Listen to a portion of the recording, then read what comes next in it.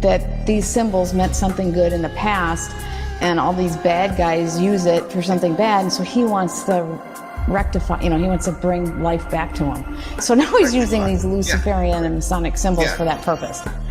That was his explanation. And it's so typical. It's so typical. I think there's no need for symbols. I mean, I think there's, but let's say you do. A logo, you can do a design. But...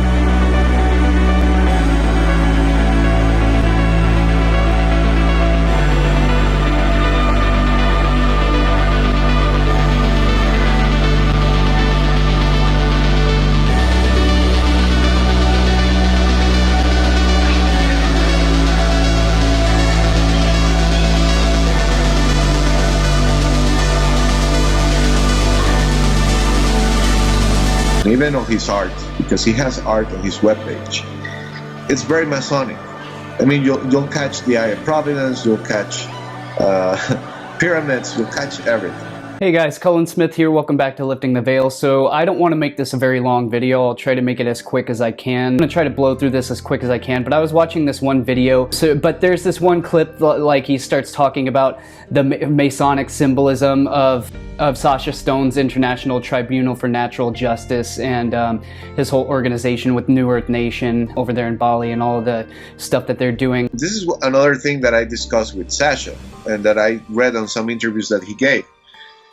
Their symbolism, the symbolism they use on the ITNJ and on the Humanitad logos and even on his art, because he has art on his webpage, it's very Masonic.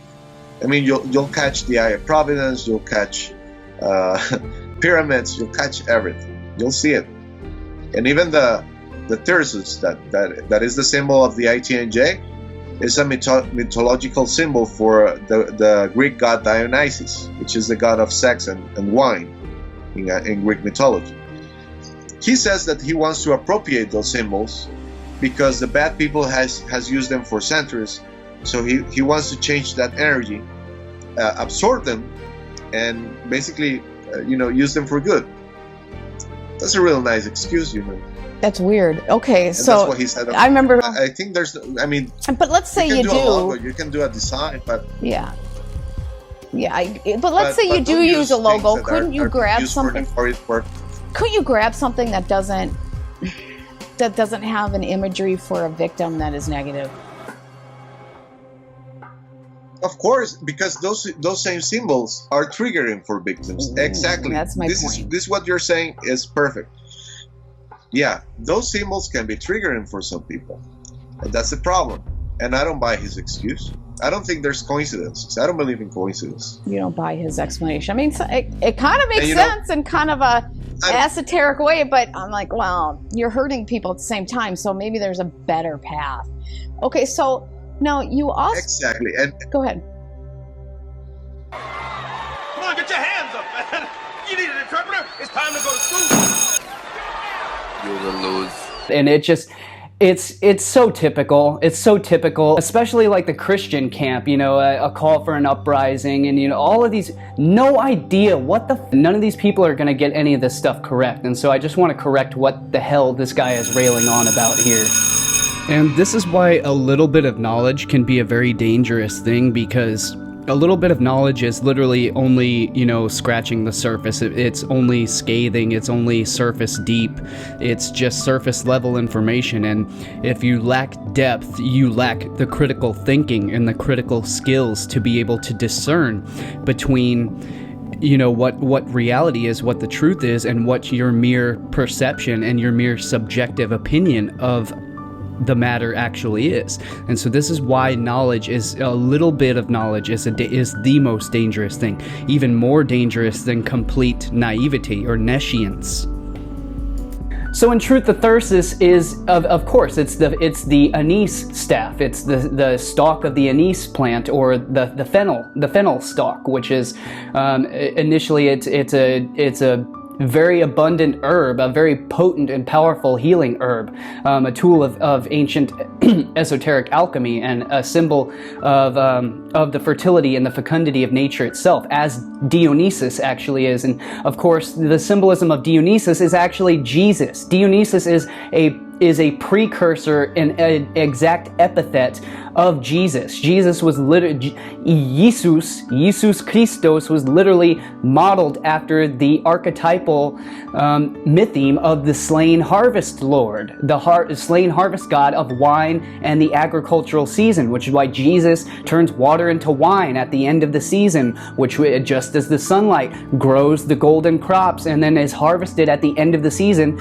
and where the water that you use to water the water in the grapes then becomes fermented into wine, storing at the end of the season, at the end of the agricultural harvest, which is why Jesus was a farmer. Jesus is with the wheat and the tares and the crops and the harvest, and he's the reaper and the sower, because it's all about the crops of nature, and it's all about the cycles and the seasons that the sun goes through on its path on the hero's journey, or the path of the fool, throughout the annual year, throughout the annual season, throughout the 12 signs of the zodiac, the 12 houses of the year, which is exactly why it's Jesus and the central sun, the central hub, surrounded by the 12 apostles, the 12 posts of the annual year, the 12 months of the year, the 12 seasons.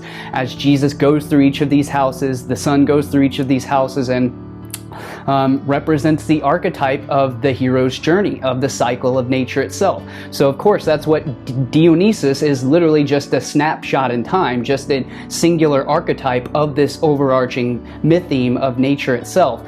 And so this is of course why, all of these slain harvest lords, these slain archetypal agricultural harvest lords, which is exactly why literally comes from its predecessor as Osiris, who was also the agricultural grain fertility harvest lord, is a fertility harvest lord, just as in the Bible it says Jesus was also the lord of the harvest, which comes from Dionysus, which comes from Osiris, who was also the agricultural fertility harvest lord of the season, who all of these slain lords, they all went to the underworld at the end of the season where they were all slain, and then they died, and then they were resurrected, because it's all the ancient story of the sun and astrotheology, the cycle of the light of the world, the son of God, which is why Osiris is literally the same exact depiction as the fool of the tarot, which comes from Osiris, because it's the path of the fool, the path of the sun, which is the hero's journey throughout the annual season, the annual archetypal year, which is why Osiris goes into the tomb, and why the staff of Osiris is literally where the thyrsus comes from. It comes from the pine cone staff of Osiris, which is the caduceus staff of the human anatomy, of the spinal column, which is exactly this pineal gland sits at the center of the cycle, which is literally the 0 point of the skull, which is literally the central sun of consciousness inside your head, which is literally represented by the pine cone, and this is why the pineal gland is surrounded by its 12 disciples, in other words, which are the 12 cranial nerves. And so this is literally why we have Jesus depicted, who sits directly at the top of the tree of life, of the Kabbalistic tree of life, which is this human central nervous and spinal system, the spinous system. And so that's why it's depicting the caduceus standing harmonic wave of the tree itself, the tree trunk itself, which is the axis mundi. Again, Christ sits atop the axis mundi, and that's why he's obviously surrounded by the central nervous system of the 12 cranial nerves. Oh yeah, and this reminds me again of back what we covered in Symbols of Power Part 2, or was it Part 3? I can't remember, but was the etymology of the pineal gland itself, the epiphysis cerebri, the epiphysis cerebri, which I like to pronounce the epiphysis cerebri, because the epiphysis, the epiphysis of the pineal gland is literally where the epiphany occurs. The epiphany is the realization, the self-realization, the apex, the pinnacle, the capstone, the absolute, the most high, the culmination of the experience, the illumination experience, the top, the utmost, the pinnacle. But so that's where you have the epiphany, the light bulb goes off, or goes on, should I say. And so that's the epiphany of the epiphysis cerebri, is the pineal gland, and so of course this is where we get the epiphany of Christ. As an epiphany literally comes from Greek, meaning to reveal, which is literally, it's a revelation. It's the divine inspiration, the revelation. It's the rapture. It's the epiphany.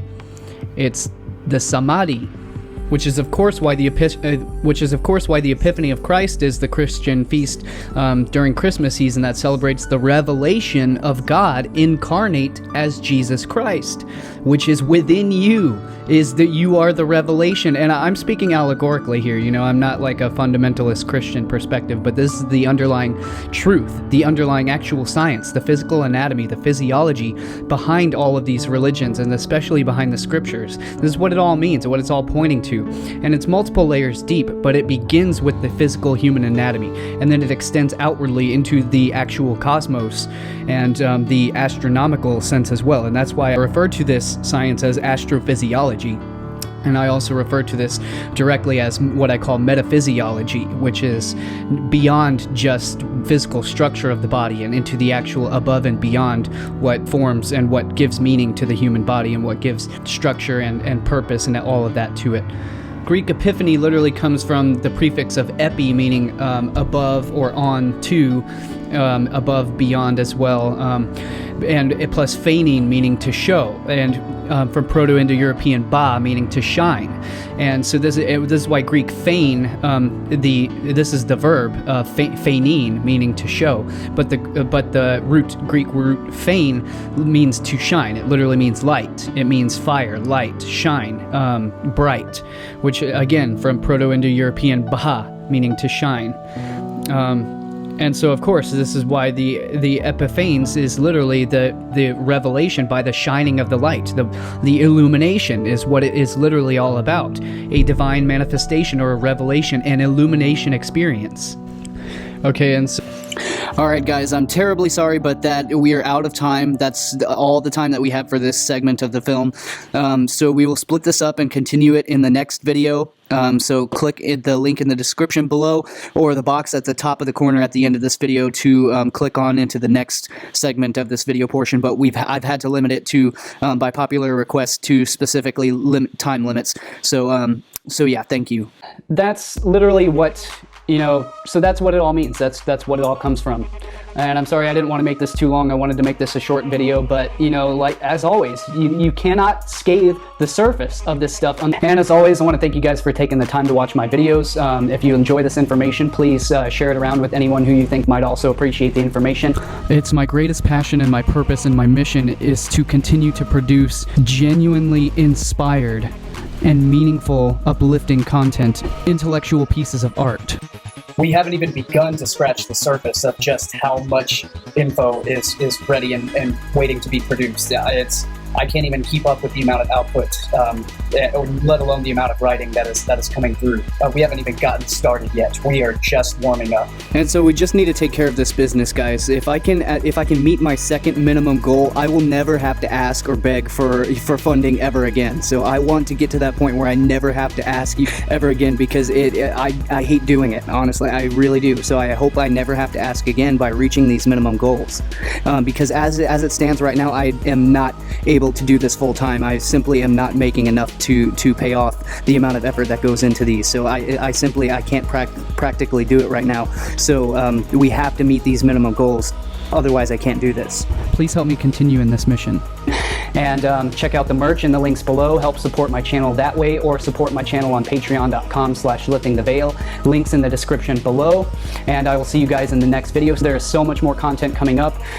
First in the lineup is this 6-hour film that I'm going to divide up about the New World Order agenda and the truth about veganism. It will be a part 2 of my other viral film that went out, so the truth about veganism. So stay tuned for that next. It's almost finished. I'm just polishing up. I want to make sure I cover all the details, so it's very in-depth, and that way there's no confusion to leave you hanging. So look for that next.